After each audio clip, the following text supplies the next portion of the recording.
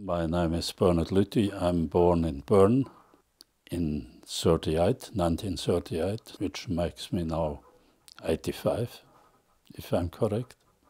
Soon will be 86. I'm self-taught. Never went to a high school or university or art academy or anything like this. So that's in brief.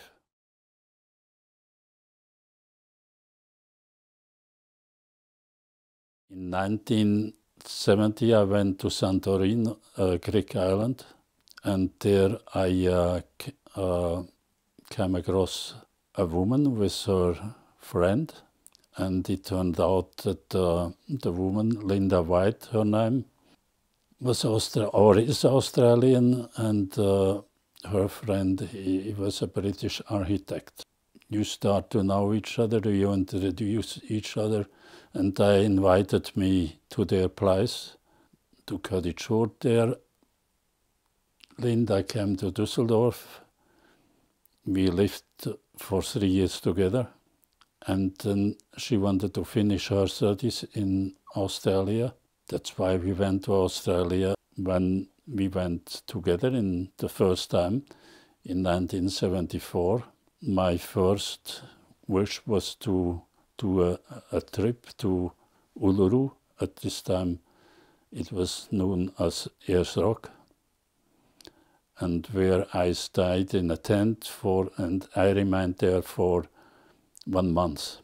There was a senior ranger at the Uluru National Park, Derek Roff, and I asked him if he could make a contact through him to the local Aboriginal people. He should ask them if it would be okay to remain for 1 month at Uluru and surrounding, which they agreed to, and in all I went for 3 times to Uluru, later on in other trips, in other years, and slowly I got to know the local stories around Uluru. My aim was to repeat the photographs of Charles P. Mountford, who was an anthropologist who actually went to Central Australia, and he spent quite a long time with Aboriginal people.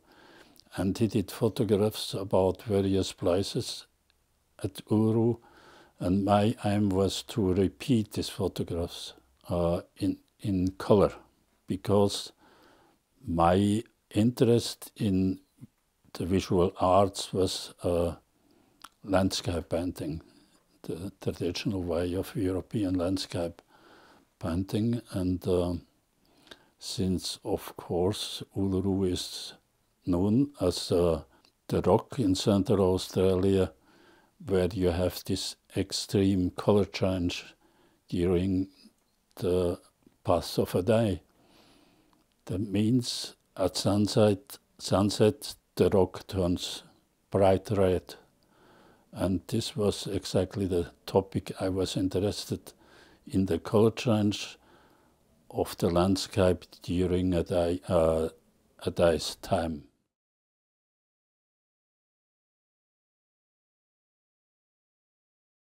For the first time I met an Aboriginal person with whom I really could talk and discuss was during Gary Foley's lecture at the Art Academy in Düsseldorf, which I organized. So I never was a student at an art school. While I was in Düsseldorf, living there as an artist, freelance artist, I was asked by one of the professors actually to teach at the art school, which I did, and for 1 year. And after that I had enough. I found out that teaching at an art school is not exactly what I want and what I need. But anyway, there was a friend, a professor at the Art Academy in Düsseldorf, Christian Meggert. And one day he asked me, since he was aware that I was for a while in Australia, if I actually could lecture about Aboriginal art, which I refused and said it would be better if the people would speak about their art themselves. And just a short while before Meggert asked me to teach, I got a letter by Joe Croft, the father of Brenda Croft, who later on became a curator for Aboriginal art. I told the people at the academy that I would like to invite a person from Australia, and this person would be Gary Foley. They said, fair enough, but they would not have the money to invite him to pay the trip and to keep him for a while in Düsseldorf. So I said, okay, in this case I would try to find a sponsor, which at the time was the Westdeutsche Landesbank, the state bank of North Rhine-Westphalia. And they organized the money, and Foley came to Düsseldorf. I asked him to be the first lecturer. We organized an evening at the Art Academy with various people speaking, and he said no, he would not like to be the first person to speak, because he would like to listen to what the other people have to say.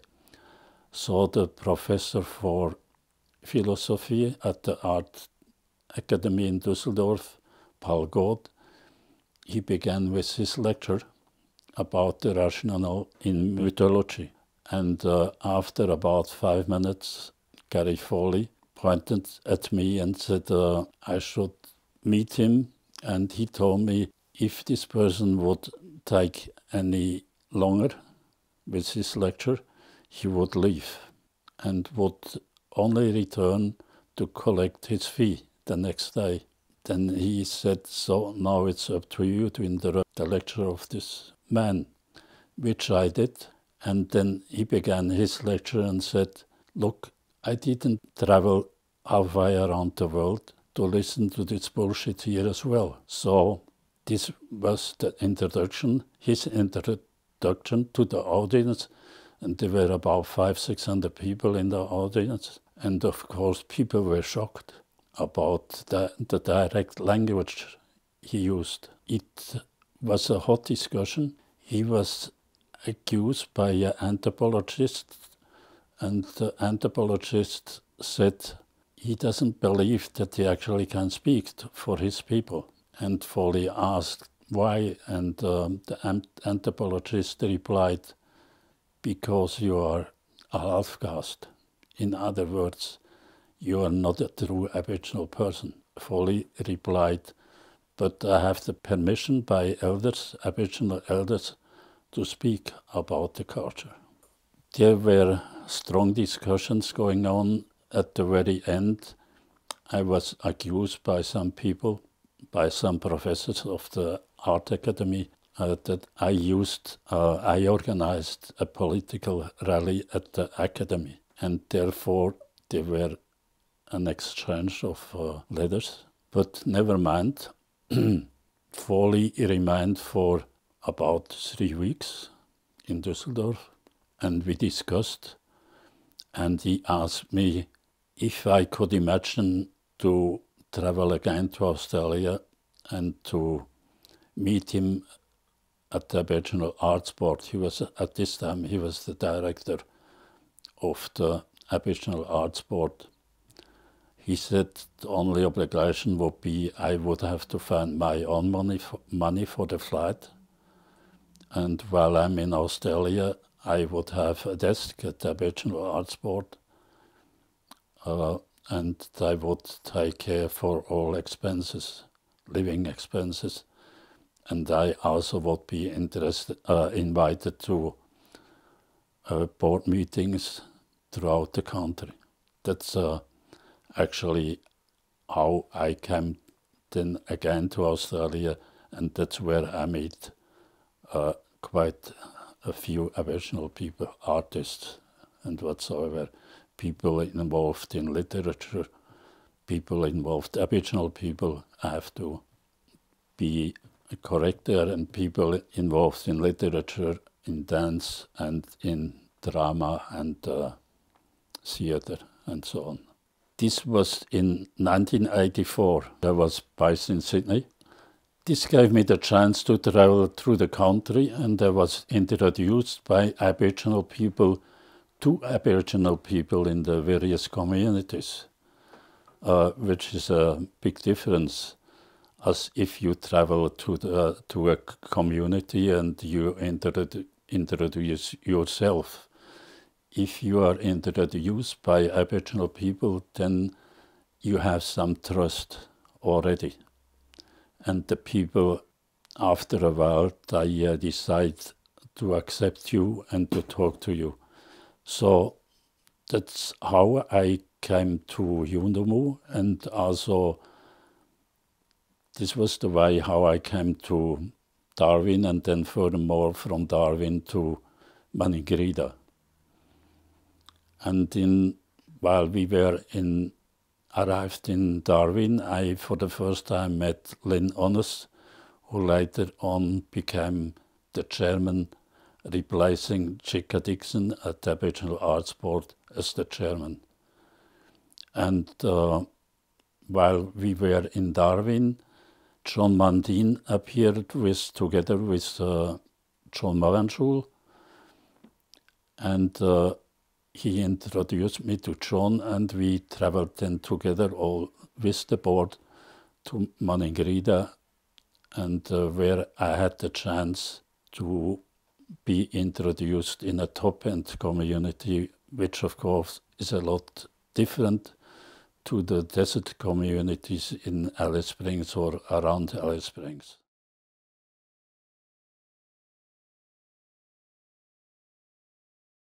Well, Gary Foley grew up in Coffs Harbour, I believe, and he did an apprenticeship as a draftsman for heating and climate systems. He then, over the time, became aware about the struggle of Aboriginal people in Australia. He was a very strong critic about colonization, about the British colonization in Australia. The head of state, the Australian head of state, is still the British king. Now it's Charles. And nothing changed in this situation. So Aboriginal people, if they wanted to go anywhere, they really had to fight hard for their rights. And Foley was one of the spokespersons in this fight. Now he is a rather old man, but he was followed up by other people who took on his position.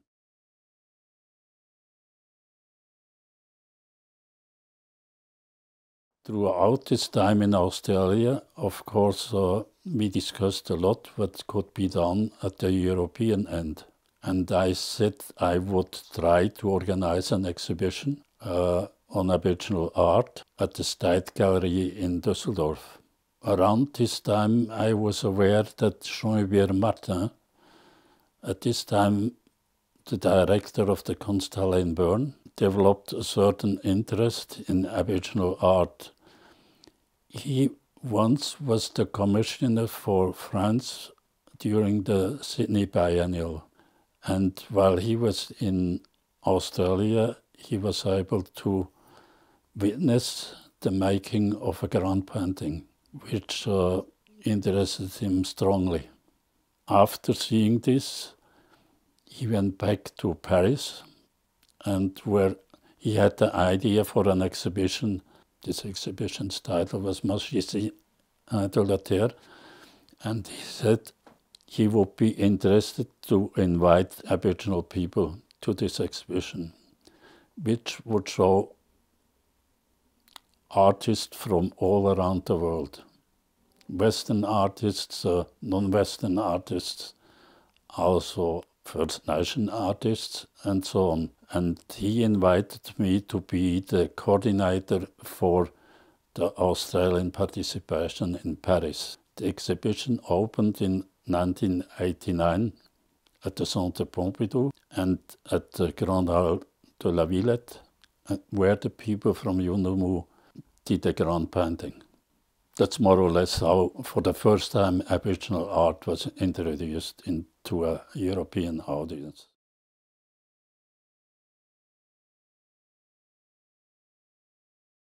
When you're a young person and you decide to be a freelance artist, you are not aware what's actually waiting for you. And to be involved in the art scene, I should say, rather than the art world. At this time it was not the art world, it was the art scene, the Western art scene. As everybody is aware, it's a very a demanding and very frustrating at a lot of times business to be involved in the art scene, to find possibilities where you can show your work and so on. And after a while you start to ask yourself, is it really worthwhile to go on with your own art? Or in my case, does it make sense actually to give up my own stuff and to concentrate on the presentation of Australian Aboriginal art in Europe, which in my opinion was the case. It was worthwhile. After all, it was for the first time Australia as a continent could be introduced to a European public and to the European art scene. And I decided it makes more sense to follow along this path than to follow on my own work. So this basically was the decision.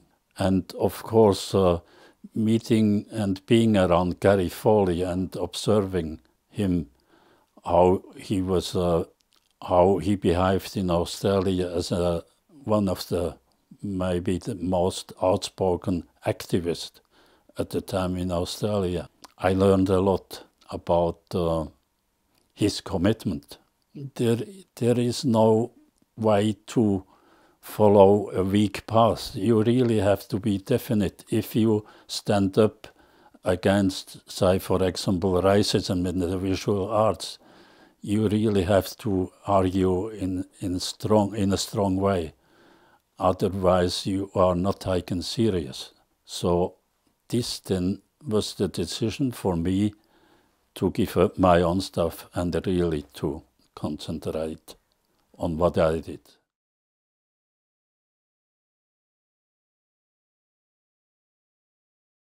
I was working on a proposal about Aboriginal rock art, which I checked against about content and things like that with Christian Kaufmann in Basel, the curator for Oceanic art at the Museum of Cultures. And after I finished the proposal, I contacted Jean-Hubert Martin in Bern, who was at the time director of the Kunsthalle, who at this time was a very important institution in Switzerland. The Kunsthalle Bern, who was an institution founded by the local artists. So I went to see him in Bern, and after that we kept in touch. One day he said, well, I just was working on a proposal, on a concept for a worldwide art exhibition to present contemporary art worldwide in 2 institutions in Paris, at the Centre Pompidou and at the Grand Hall de la Villette. He asked me if I could help him with the coordination of the Australian participation, which I agreed. And he said, there is only one possibility. You would have to stay in Australia while you're organizing the Australian section. And then I did approach the Leon Parisian, who at the time was the director of the Power Gallery at the Sydney University. I did ask him if he could imagine that I would work from this institution to the contacts to Aboriginal people, the Aboriginal Arts Board, who was placed in Sydney. He agreed because he did know me from before. When I went for the first time to Australia, my first contacts were with white artists in Australia and not with Aboriginal artists. And so everything actually was prepared at the Power Gallery at Sydney University. And the first thing we did, we organized an Aboriginal advisory committee for the exhibition Magiciens de la Terre. There were people who would advise us in which way we should work and which contacts we should do while in Australia to get everything together. Previously, I went to see the people in Yundumu, and Jean-Hubert Martin wanted to have a grand painting, which is not an easy thing to do.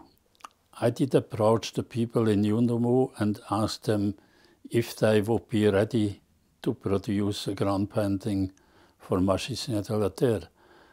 They said, yes, we could do so, but I would have to stay for a while in Yundumu just to get the people to know and get to know the community.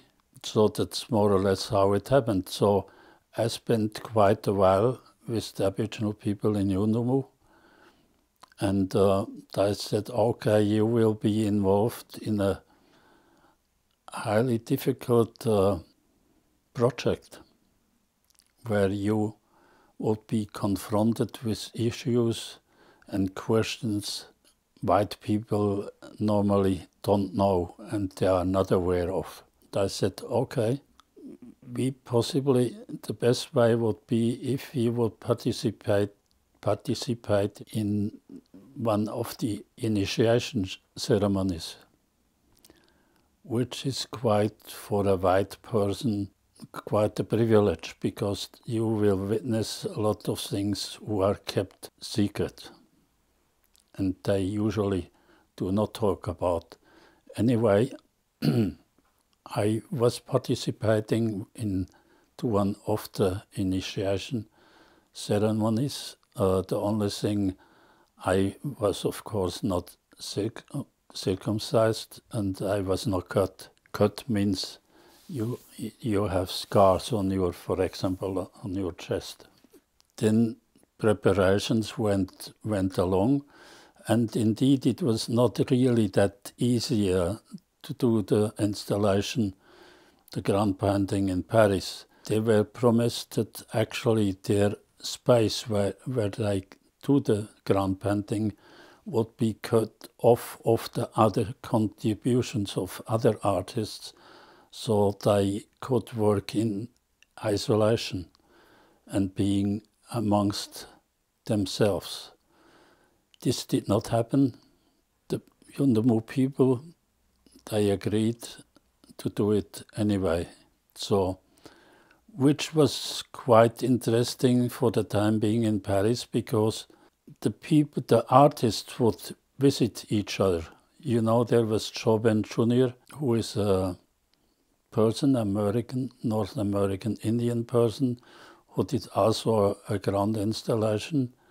And there were people from doing a mandala from India, Buddhists and so on. So the whole situation turned out to be highly interesting, the setup. So the reaction to Magiciens de la Terre was mixed. I think they had more visitors for the Centre Pompidou and for La Villette than they actually expected. The only people who had problems, and there were enormous discussions about, were the people involved into the visual arts, museum directors and curators and academics. They highly questioned the exhibition. But never mind, it came to an end, and I was asked by the people in Yundumu to brush together the Wamulu that was produced especially for the grand installation, which I did. I went to Paris, brushed everything together, put it in 2 boxes, closed them, and wrote the address of the people. It had to be sent back to Yundumu, to the people. I thought everything would be okay, but it turned out that I never got the Wamulu back. They also handed over the central ceremonial pole to the Centre Pompidou, and it became a part of the French collection for artworks. They said, well, I was responsible that I would get the Wamulu, but it never arrived. They were quite angry and said, okay, you have to, we will demand that ceremonial pole back to Yundumu. And then I approached Jean-Hubert Martin, more or less lost his job because of this exhibition. So I did approach the new director of the Centre Pompidou, and I said, look, I think you might be not successful to get that pole back, because once it's in the list and listed and has a number, and so that's it. That's in the French collection. I insisted.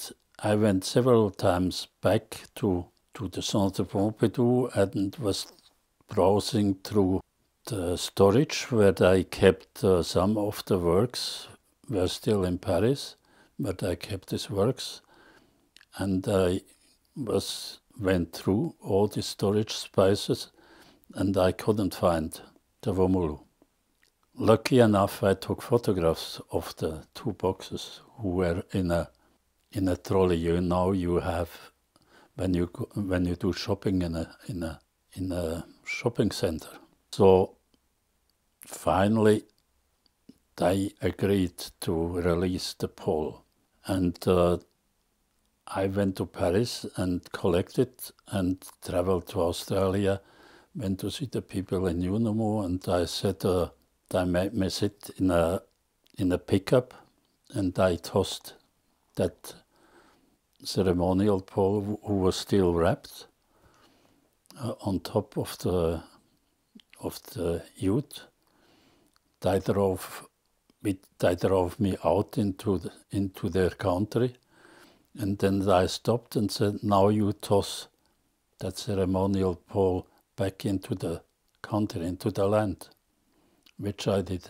As I said, art critics, they couldn't handle Magiciens de la Terre. It was because they said art, contemporary art by so-called tribal people or First Nations, they do not have anything to do with our understanding what art in fact is, and the meaning of Western art. It never could match that, and you can't show it together in the same spot with Western art. Means contemporary Western contemporary art from Europe or the United States or Canada. Time went on, the discussion went on. I think in the long run, people slowly now do understand what this exhibition actually meant. You know, they can appreciate this exhibition.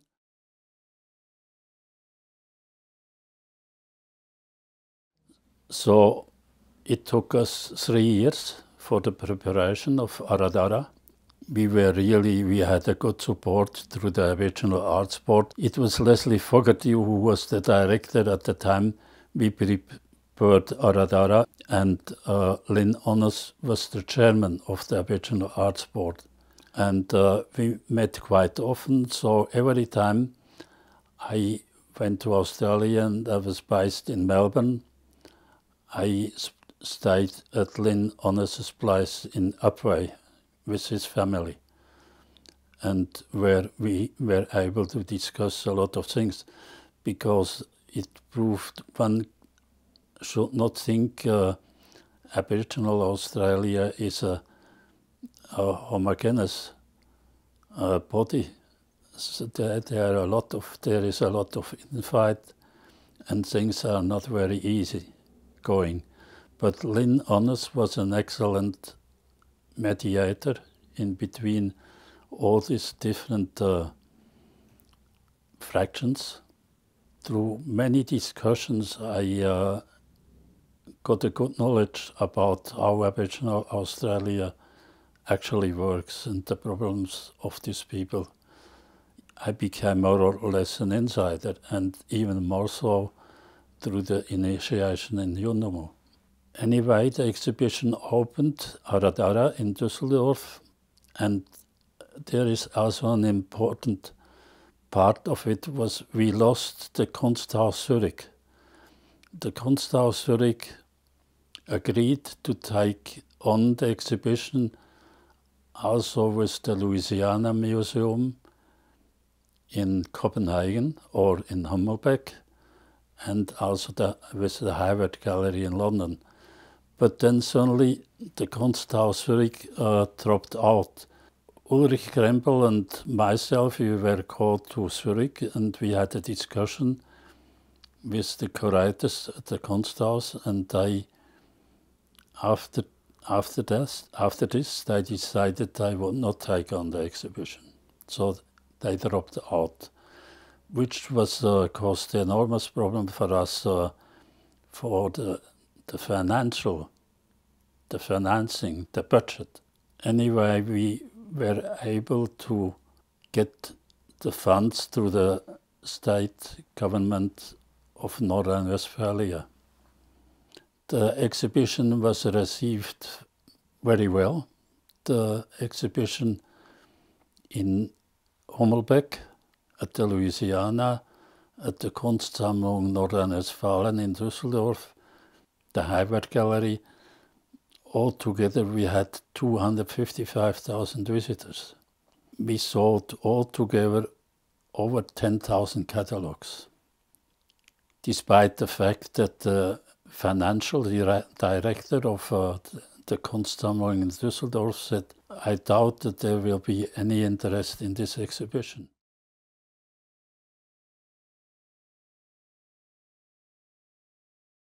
We finished, and at the time we had contacts with the Kunsthaus Zürich. There was one of the curators was Guido Managuagno, who then later on became the director of the Musée Tinguely in Basel. I had in my mind, after I did Magiciens de la Terre and Aradara, I would like to do a one-person show. And since a one-person show for me was the possibility I saw to do it with John Mavanchul, who was also involved. He was showing also at Magiciens de la Terre. He was part of Aradara. In other words, I did know him quite well. I met him several times, and I went to see Guido Managuagno in Basel after I was looking around in Switzerland where I could place a John Mavanchul retrospective. And he said, well, why don't you ask me? And I said, well, I doubt that the Musée Tinguely, it would be a place for John Mavanchul, for something which is so far away of Tinguely's work.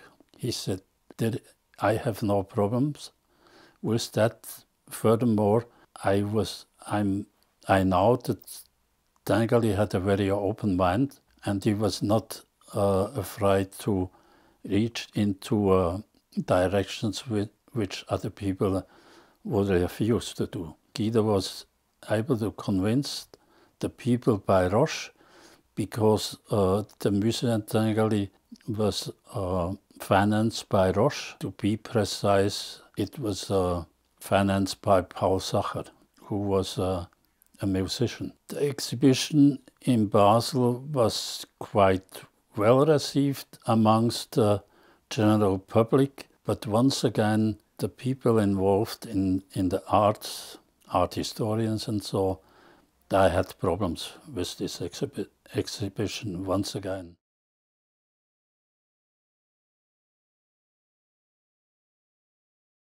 In fact, the archive, of course, it was obvious, since the European end was not aware about Australia, and especially not about the Aboriginal case, and not at all about the Aboriginal art.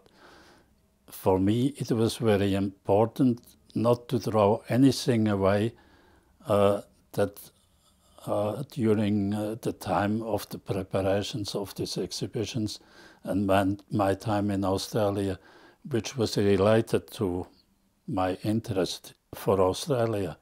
So I kept everything, and what you see actually behind me, the 156 boxes, and there are more boxes over there in the other room. There are about 12 or 14 boxes with slides, since I did not do drawings while I was in Australia, but I took photographs. And this is the essence of my life, really the essence of my life. Also there is another room in here where there are the books I collected over the time I was in Australia. And there is also the suitcase where the books, I had to buy the books in Australia, because in Europe you can't buy any books on Aboriginal art. There may be several books about anthropology, ethnology, but nothing about Australian Aboriginal art. So everything had to be carried in one suitcase from Australia to Switzerland. Actually, racism is very deeply rooted in our society, I would say, possibly in any society. I also discovered surprisingly things while I was in Australia amongst Aboriginal people, funny remarks, because there was one person, a member of the Aboriginal Arts Board, who is mixed Aboriginal and Chinese. The art world, for the art world, they have the idea that they are really open-minded. They are not afraid about any discussions, and of course the discussion is about content and not about the color of the skin or from where you are. It's about their academical discussions, why there is exclusion in the art world.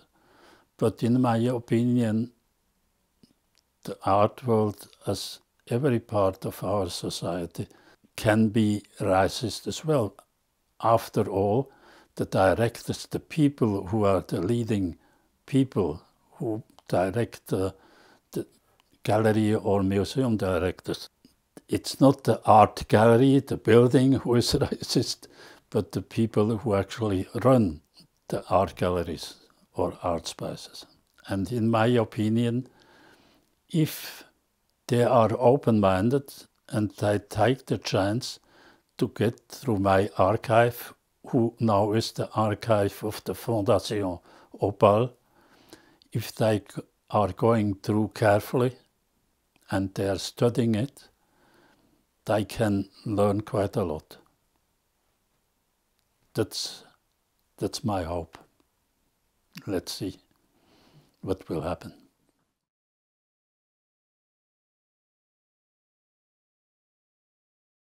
This is the essence of my work.